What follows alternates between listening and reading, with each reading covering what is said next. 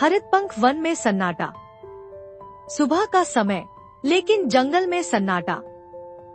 तोता कीरू आसमान की ओर देखता हुआ। अरे, आज तो सूरज चढ़ आया, फिर भी कोई गा क्यों नहीं रहा? मैना झीनी घबराकर। हाँ, न पीहू की आवाज आई, न तितली दिखी। ये तो अजीब बात है। दोनों पक्षी झील के पास बैठते हैं। कीरू, क्या हमने कुछ अनदेखा कर दिया है? कल रात तक सब ठीक था। कुछ न कुछ गलत जरूर हो रहा है। पीहू कभी बिना बताए नहीं जाती। दरवेश एक ऊंचे बरगद पर बैठा है, आंखें बंद हैं। कीरू आवाज लगाते हुए। दरवेश बाबा, कुछ अनहोनी हो रही है। पक्षी गायब हो रहे हैं। दरवेश धीमे स्वर में। हर 100 वर्षों में चुप्पी लौटती है, और वो तब आती है जब आवाजों को अनसुना किया जाता है। चुप्पी? ये कोई राक्षस है क्या? नहीं, ये तो हमारी ही जाति का परिंदा है, नीलपंख है। सभी पक्षी एक बैठक में एकत्र हैं। समीरा चील सख्त आवाज में। हम सबको रात में पहरा देना होगा। मैं उत्तर संभालूंगी। मैं और झीनी दक्षिण की ओर रहेंगे। ध्यान रहे, चुप्पी के साथ नजरें नहीं, दिल भी मजबूत चाहिए। रात का समय, समीरा देखती है एक काली आकृति को। समीरा धीरे से बुदबुदाते हुए। वो रही, काले परों वाली मगर। यह तो एक चिड़ी है।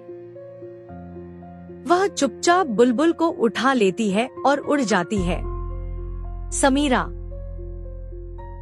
ये तो हमारी जैसी ही है। ये नीलपंख हो सकती है। सभी पक्षी सुबह दरवेश के पास लौटते हैं। मैंने उसे देखा। उसकी आंखें जैसे ठंडी राख।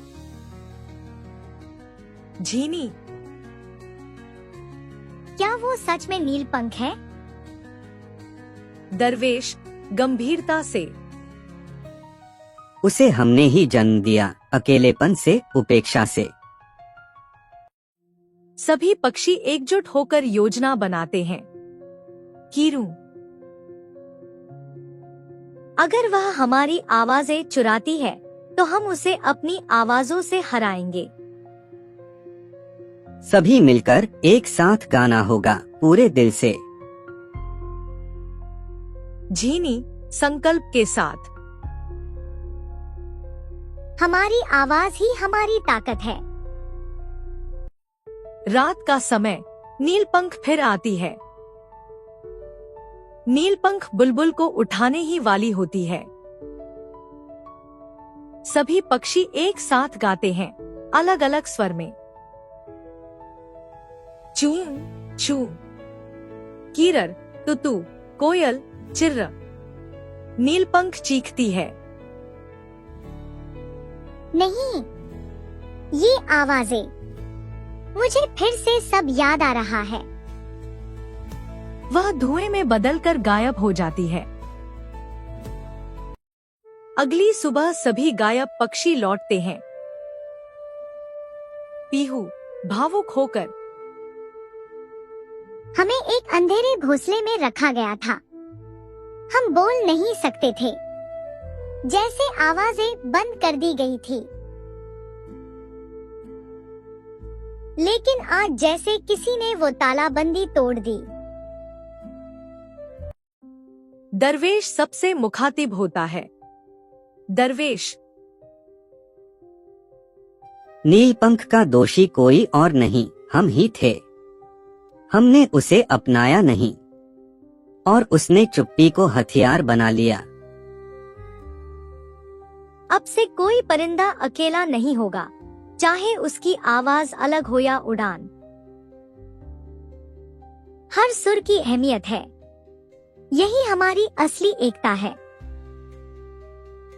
कभी किसी की अलग आवाज को अनसुना मत करो।